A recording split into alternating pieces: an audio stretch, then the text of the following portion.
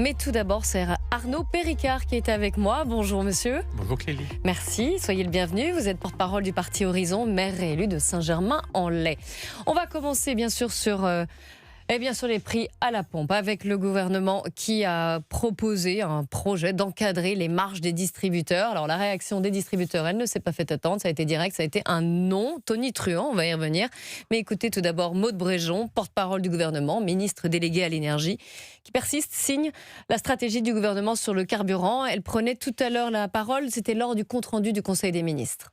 Nous sommes conscients qu'un certain nombre de professions, qu'un certain nombre de Français font face à de réelles difficultés. Nous pensons que l'approche, encore une fois, sectorielle et ciblée est la bonne approche, parce que c'est une approche qui est à la fois efficace et respectueuse de l'état des finances publiques. Il est hors de question de procéder à un quelconque encadrement ou blocage des prix. Ce que nous étudions, c'est un encadrement des marges. Un encadrement des marges n'a rien à voir avec un blocage des prix. Pour autant, ça vise à s'assurer que, effectivement, les marges opérées par les distributeurs ne sont pas supérieures et qu'il n'y a pas de marge indue par rapport à ce qui se faisait à l'avant-crise. Arnaud Péricard, si on traduit concrètement, ça veut dire que le gouvernement ne peut rien faire et qu'il est dans l'impasse. Eh bien, vous avez parfaitement traduit ce que vient de dire Maud Bréjon. Il est dans l'impasse à plusieurs titres. Déjà parce que dans la composante du prix du litre d'essence, vous avez quasiment 2/3 de fiscalité, directe ou indirecte. Donc de toutes les manières, la marge de manœuvre, elle pourrait être là. Et ce que le gouvernement aurait pu appeler peut-être de ses voeux, c'est un effort partagé. C'est-à-dire que vous reniez la marge fiscale, parce que c'est une marge également politique, en tout cas pour le gouvernement, et vous reniez la marge des distributeurs, mais il n'y a pas que les distributeurs qui interviennent. Or, ce n'est pas ce qui a été proposé. Vous savez, quand la dette publique équivaut à 117% du PIB de notre pays, de toutes les manières, il n'y a pas de marge de manœuvre sur ce sujet-là. On avait déjà eu un premier coup de prévention ou de semonce avec la crise énergétique en Ukraine. On avait vu flamber un certain nombre de coûts liés à l'énergie, notamment le coût du chauffage chez les gens. Et on avait eu, moi j'avais été interpellé par des boulangers qui avaient eu leur facture d'électricité pour le coup peut-être doublée, voire triplée. Donc on savait que ce problème-là, de toutes les manières, allait revenir un jour ou l'autre. Et il est revenu à la faveur de cette crise, évidemment, politique et diplomatique. Mais on comprend ce que vous dites, Arnaud Péricard. Le gouvernement n'a pas de marge de manœuvre, mais il en cherche ailleurs des marges. Donc il va taper sur les distributeurs avec une manière, ce projet d'encadrement, et les distributeurs l'ont dit tout de suite, c'est absolument non viable, ni économiquement, ni techniquement, ni juridiquement. Ça fait un peu amateur quand même. Vous trouvez pas ? Mathias, de deux choses l'une. Soit il y avait un vrai sujet de fond sur le niveau des marges des distributeurs, et j'espère que ce n'est pas aujourd'hui qu'on les couvre, et auquel là on aurait dû y résoudre ou y remédier déjà depuis longtemps. Soit on a la nécessité de trouver une solution qui soit de court terme pour faire face à cette difficulté. On se met autour de la table, on regarde avec les distributeurs, on discute avec les raffineurs, on discute bien évidemment avec l'État et avec l'administration fiscale de notre pays, comment on peut, et je pense que Maud Bréjon a raison, proposer des mesures d'encadrement peut-être sectorielles. Mais pourquoi c'est pas fait alors ça, cette grande réunion il m'est difficile d'apporter une réponse à votre questionnement, ça je n'en sais rien. Pourquoi ça n'est pas fait ? Parce qu'on sent bien que la pression commence à monter. Vous passez devant évidemment des stations essence, vous voyez le prix. Moi, devant chez moi, le diesel était à 2,25 hier dans certaines stations, et le problème c'est surtout les distributeurs indépendants. Vous tangentez 2,40 ou 2,50 le litre aujourd'hui pour le gazole. Donc on voit bien que cette situation-là, à terme, elle est difficilement tenable. Quand Air France vous dit que d'ici 2 à 3 semaines, il sera peut-être difficile de prendre l'avion et qu'on a déjà une incrémentation du coût du billet d'avion, alors même que la semaine prochaine, ce week-end, c'est le début des vacances de Pâques, avec évidemment des trajets, y compris en avion. Et les distributeurs ont proposé une solution ce matin. Je ne sais pas si vous l'avez entendu. Ils proposent de suspendre temporairement la collecte des certificats d'économie d'énergie qui représentent 15 à 20 centimes par litre sur le prix du carburant. C'est une bonne idée.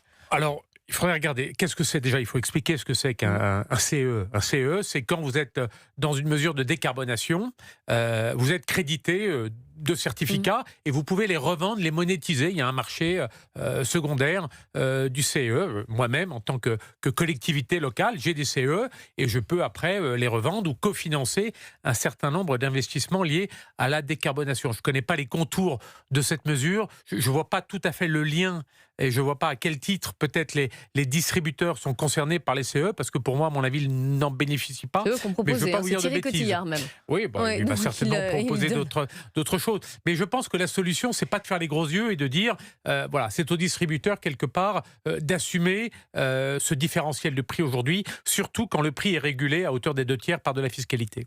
Mais surtout, on le voit, tous nos voisins européens, Espagne, Italie, Allemagne, baissent les taxes. Ça veut dire qu'à un moment, de toute façon, le gouvernement français n'aura pas le choix et il devra le faire et qu'il recule l'échéance au maximum. Qu'en pensez-vous ? Je pense que l'État français ne pourra pas faire l'économie d'une réflexion sur le sujet, mais le sujet, il est plus important que celui-là. C'est que nous n'avons pas la marge de manœuvre pour de toutes les manières réduire la fiscalité sur les carburants. Et on voit bien qu'on est dans une espèce de piège. Oui, mais les Français peuvent-ils l'entendre ? Écoutez, je crois que les Français comprennent la situation inextricable des finances publiques et la situation budgétaire dans laquelle on est. Quand il y a eu cette crise énergétique, encore une fois, en raison de la guerre en Ukraine, il y a 2 ans ou il y a 3 ans, on a fait des efforts collectivement. On s'est rendu compte que les consommations énergétiques, y compris de gaz naturel, étaient inférieures à ce qui avait été anticipé, peut-être de 15 ou de 20%. On a relancé, pour le coup, l'énergie décarbonée, comme l'énergie nucléaire. On s'est rendu compte que peut-être on pouvait avoir chez soi 17,5 ou 18% ou 18 degrés de chauffage au lieu d'avoir 19 ou 20 degrés. Moi, j'ai abaissé, par exemple, je vous donne un exemple très concret, la température, j'ai une piscine olympique, on est passé de 27 à 25,5 degrés. Tout ça, je veux dire, on peut aussi tous collectivement contribuer à faire des efforts. Et je pense que mais le Français, en font déjà, les Français. Ils font beaucoup d'efforts. Ils font énormément d'efforts. Voilà. Ils serrent la ceinture et ils rognent sur d'autres postes de leur budget, les vacances, dans les métropoles, on peut prendre aussi un peu plus les transports en commun. Mais moi, je ne vais pas donner des leçons aux Français. Vous l'avez rappelé, ils font énormément d'efforts. Et cette question-là, avec une fiscalité qui impacte à hauteur de 60% le prix du carburant, de toutes les manières, il est inextricable. Alors, les ZFE, autre sujet polémique, les zones à faible émission. Sujet technique aussi.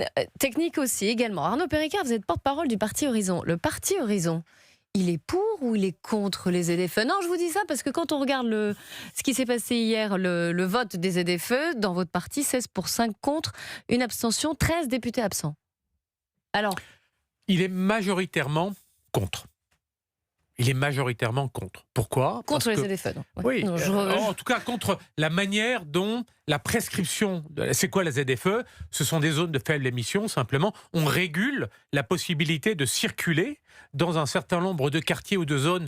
On est à Paris, ici, les studios d'Europe 1 sont à Paris. Vous allez dans les arrondissements du centre-ville de Paris. C'est devenu un enfer aujourd'hui si vous voulez aller dans le 1er, 2e, 3e, 4e arrondissement, parce que du jour au lendemain, et ça s'est fait comme ça, pour le coup, on vous a dit qu'on était en ZFE et qu'on ne pouvait plus circuler. Donc c'est ça, la ZFE. Et la question qui se pose, est-ce que c'est quelque chose qui doit être verticalisé ? Est-ce que ça vient du haut ? Est-ce que c'est à l'État ou aux préfectures d'imposer les zones ? Ou est-ce que c'est aux collectivités territoriales, les maires, dans leurs communes, ou les communautés peut-être de communes ou d'agglomérations, ou les communautés urbaines, d'apprécier les zones qui éventuellement peuvent faire l'objet de ce dispositif-là ? C'est ce que va dire la loi, en tout cas, et c'est ce que nous soutenons parce que nous sommes un parti qui préconisons la différenciation territoriale. Voilà, on l'a vu, et à chaque fois, quand on a un territoire n'est pas égal à un autre territoire. La manière dont la géographie conçoit votre territoire, vous êtes en cuvette, le taux de pollution à Grenoble, c'est pas le même que si vous êtes à Bordeaux ou si vous êtes sur une ville du littoral. Ça n'a rien à voir.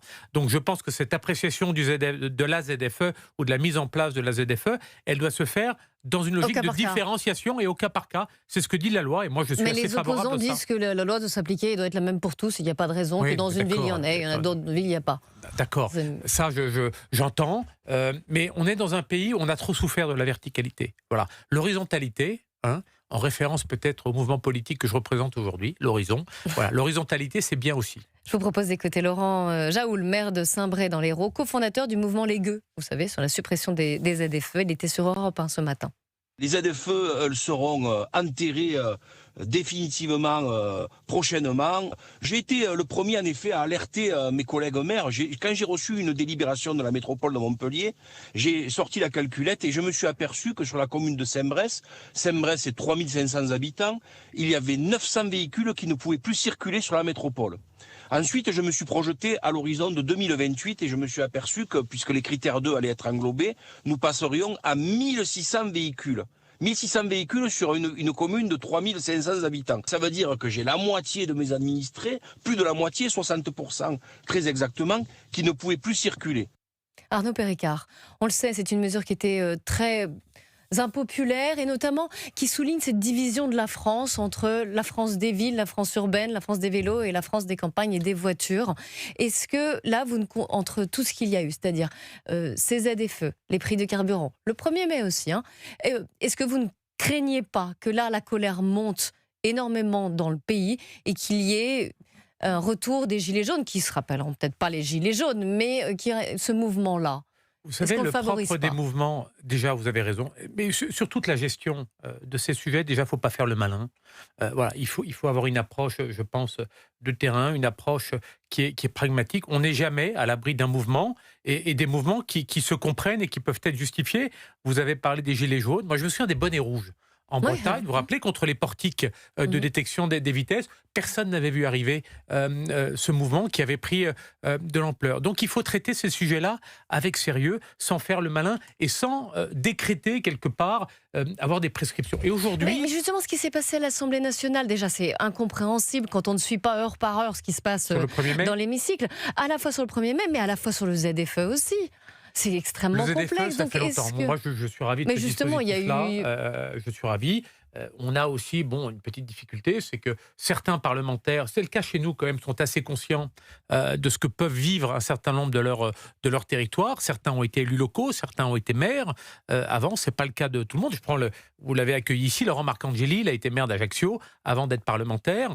Et après, donc c'est fait partie peut-être des sujets, et c'est pour ça que la position du vote de notre groupe s'est orientée en faveur du nouveau dispositif. Oui. Alors oui, il y a des députés qui malheureusement ne pouvaient pas être là, mais s'ils avaient été là, de toutes les manières, on aurait suivi la position du groupe. Donc les gens ont du mal à comprendre. De toute façon, on a du mal à comprendre de toutes les manières la conduite des affaires en ce moment. Vous parliez du 1er mai. Le 1er mai, c'en est une illustration. Comment expliquer à des gens que ça fait 1 an qu'on aurait dû se mettre autour de la table, y compris avec les mouvements syndicaux, pour en parler, et qu'on ne l'a pas fait et qu'on attend le dernier moment pour décréter quelque chose? C'est compliqué à comprendre. Oui, on est bien d'accord. Arnaud Péricard, on tente de comprendre ensemble. C'est les grands entretiens d'Europe 1 Info. Je rappelle que vous êtes porte-parole du Parti Horizon, maire réélu de Saint-Germain-en-Laye. Et on va se projeter dans un instant à la présidentielle de 2027. On marque juste une courte... On va parler de la présidentielle.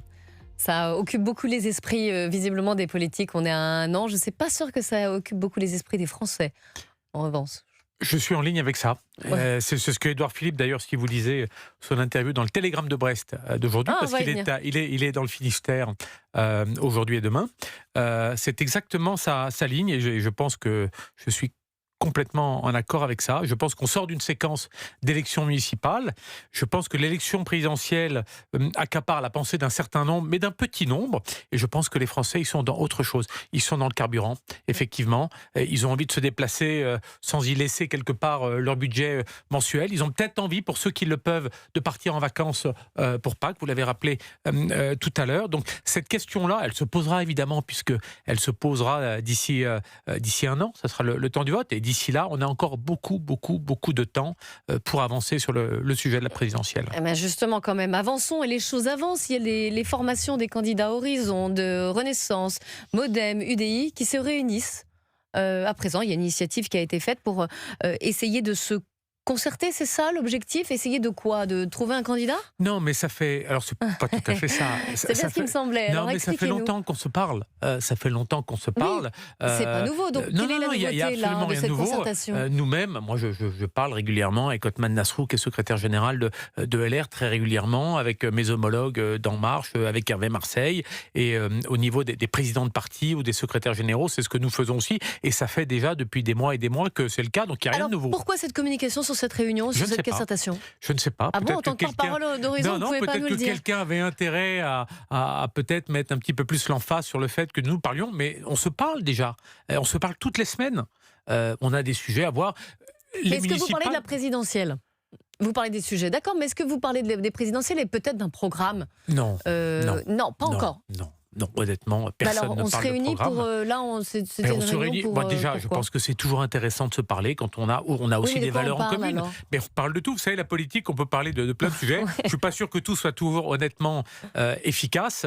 On sort d'une séquence municipale. Je vais vous dire, on sort d'une séquence municipale. On s'est beaucoup parlé.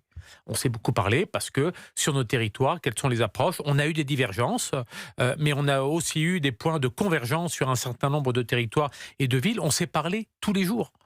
Moi, j'ai parlé tous les jours en Ile-de-France avec mes homologues des autres formations. Sur l'entre-deux-tours également, on a vu des choses qui n'étaient peut-être pas très belles à regarder dans un certain nombre de communes. Moi, j'ai été à titre personnel, parce que c'est dans mon département, très frappé parce que j'ai vu à Mantes-la-Jolie, et vous avez reçu Raphaël Cognier, et merci de l'avoir fait, en tout cas, pour qu'il puisse témoigner de ce qu'il a vécu, de ce qu'il a subi. Donc, on se parle tout le temps. On ne parle pas aujourd'hui d'un programme en commun. Il n'y a pas de programme commun ou de programme en commun. Chacun a ses idées. Et le moment venu, chacun... Est-ce qu'il le faudra ? Est-ce que s'il n'y a pas justement de programme commun, alors on va venir sur l'incarnation, mais s'il n'y a pas de programme commun, s'il n'y a pas une union de ce bloc dit central, est-ce que ce n'est pas laisser le chemin libre à un duel RN-LFI ? Mais je ne sais pas. Honnêtement, je ne sais pas. Moi, je suis incapable de vous dire, 12 mois avant une élection présidentielle, ce qui peut se passer. Et à l'image de l'histoire politique de la Ve République, quand vous voyez ce qui peut se passer 12 mois avant une élection, je suis incapable de vous dire. Vous pouvez me dire où était Emmanuel Macron il y a 9 ans ou il y a 9 ans et demi, quand il a commencé à lancer son mouvement politique, où en était Jacques Chirac en 1995 Jacques Chirac, à pareil moment. Hein. Donc, c'est long. Jacques Chirac, il était donné clairement battu. Clairement battu. Et l'inversion des cours, vous l'avez rappelé tout à l'heure avec vos précédents invités, ça s'est fait en début d'année 2025. En 1994, ça a été une année très difficile. Donc je ne sais pas. Ce que je sais, c'est que celles et ceux, et c'est en tout cas pour ça que nous avons créé Horizon et qu'Édouard Philippe a créé Horizon, c'est que nous, on a nos parrainages, on a nos idées, on aura notre programme et on a notre formation politique qui a déjà désigné son candidat à l'élection présidentielle. Donc nous, on est en ordre de mouvement et puis on va poursuivre évidemment ce cheminement. Alors écoutez Bruno Retailleau, chef des Républicains, sur une primaire avec Édouard Philippe dont vous parliez et Gabriel Attal était sur France 2 ce matin. Hier, M. Attal réunissait un comité de liaison. Il y avait Horizon, M. Philippe, il y avait le Modem, mais on ne m'avait pas invité. Sauf les LR. Sauf les LR, exactement. Donc, mais c'est très bien. Moi, je ne me suis pas senti exclu. Vous serez candidat contre eux ou pas ? J'ai un projet, je le porterai. Parce que c'est un projet de droite. C'est un projet de droite. Et je ne me retrouve pas dans le bilan, notamment des macronistes. Qu'est-ce que vous lui répondez, Arnaud Péricard ? Je laisse à Bruno Retailleau et à sa formation politique, évidemment, ses propos. Il est lui-même dans une complexité interne que chacun comprend, parce que vous en faites état au quotidien. Et on sent bien que toutes ces formations politiques, que ce soit Renaissance, que ce soit LR, que ce soit même le Modem ou d'autres, sont tiraillées entre des partisans de primaires plus fermées, de primaires plus ouvertes. D'ailleurs, LR va avoir un vote ce week-end qui nous dira à peu près cette tendance-là. Donc, il est dans sa logique, quelque part, un petit peu, mais qui est une logique partisane, qui est celle de sa formation politique. Et puis, d'abord, un projet de droite ou de gauche, très bien, mais c'est d'abord avant tout un projet pour les Français. C'est ça un projet présidentiel, donc il ne faut quand même pas mais ils l'oublier. le disent tous, mais il pourrait y avoir sur la ligne de départ Édouard Philippe et Bruno Retailleau. Écoutez, moi je ne le souhaite pas. Je souhaite qu'il y ait un seul représentant pour se donner au premier tour l'élan le plus important, parce que c'est important. La dynamique du premier tour, elle imprime, vous savez, il y a 15 jours entre les deux premiers tours de l'élection présidentielle. C'est énorme, 15 jours. Il peut se passer beaucoup de choses, il y a des débats, il y a des rencontres, on va confronter les hommes et les femmes et les projets politiques, y compris sur les médias. Donc c'est important d'avoir une dynamique qui soit la plus significative et la plus importante possible dès le premier tour. Donc moi je souhaite ce rassemblement de tous autour d'un dénominateur commun, et dans ce dénominateur commun, je suis sûr qu'on peut se retrouver et s'entendre sur l'essentiel. Il y a peut-être des propositions qui ne satisferont pas les uns et les autres, mais c'est aussi ça, un projet politique présidentiel. Donc moi, je le souhaite. Après, on a du temps encore pour décanter tout ça. Vous le disiez, Édouard Philippe commence une série de déplacements. Il commence là par la Bretagne, Finistère, Saint-Brieuc, aujourd'hui et demain. Il insiste un peu plus sur sa candidature, mais pas encore sur les idées. Arnaud Péricard. Nous avons Ou son dit, et il programme, l'aurait dit, pour son dire. programme qui sera massif, parce qu'il le Oui, dit. mais massif, ça veut dire quoi? Massif, sur ça quoi? veut dire que Parce ce qu'on- sera... Non. Parce que ça veut dire... dans son entretien la dernière fois, pardon, je vous coupe, mais dans son entretien, c'était sur France 2, je crois, il y a 2-3 semaines, il s'est dit déterminé. Il a parlé de programmes massifs, notamment sur l'éducation, mais il a été assez flou quand Non, même sur le et reste. ça hein. viendra. Alors, je mesure l'impatience qui est la vôtre. Hein, c'est bon signe. Si vous êtes impatient ou impatiente, ça veut dire que c'est bon signe. Mais pourquoi voilà. ce secret? Parce que on sort d'une élection. Il faut respecter les temps. On sort d'une élection municipale. On va se retrouver tous ensemble le 10 mai à Reims. On n'a pas fait exprès de choisir la date du 10 mai, qui a une symbolique politique peut-être un petit peu différente. On a besoin de se retrouver, nous en famille, avec tous nos nouveaux élus. Pourquoi il est dans le Finistère? Il est à l'invitation du président du conseil départemental du Finistère, qui annonce son ralliement à Horizon, qui est Maël de Calan. On y a enregistré un certain nombre de succès électoraux.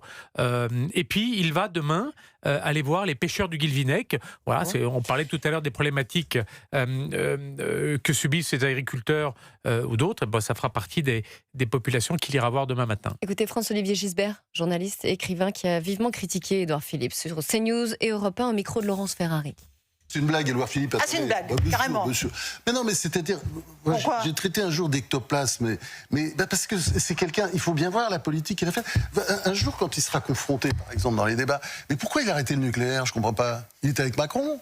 Non, mais attendez, il essaie de faire oublier tout ça, mais il fait partie des gens qui ont commis, comment dire, un acte terrible contre la France en décidant en 2017 d'arrêter le nucléaire pour qu'on perd aux écologistes. Il faudra qu'ils répondent à tout ça. C'est pas très sérieux, c'est-à-dire il faudrait qu'ils fassent une sorte d'examen de conscience, quoi. Arnaud Péricard. Oui, que écoutez, répondez-vous? François-Olivier Gisbert, qui a été le plus grand courtisan politique de ces 30 ou 40 dernières années, ne trouve à aucun homme politique de grâce. Moi, j'ai lu tous ses ouvrages. Hein. Je ne l'ai jamais entendu dire du bien de qui que ce soit. Je pense que c'est plutôt une problématique d'âge, quelque part, aujourd'hui. Donc, je lui laisse la responsabilité de ses propos. Je ne suis pas sûr que ce soit très élogieux que de traiter Édouard Philippe d'ectoplasme. Donc, ça n'a pas beaucoup, ça glisse, hein, ça n'a pas beaucoup d'importance. Et je pense que tous les candidats à venir auront droit, je pense, à la séance de compliments de M. Gisbert. Arnaud Péricard, merci beaucoup d'être venu au micro d'Europe 1. Je rappelle que vous êtes porte-parole du Parti Horizon et maire de Saint-Germain.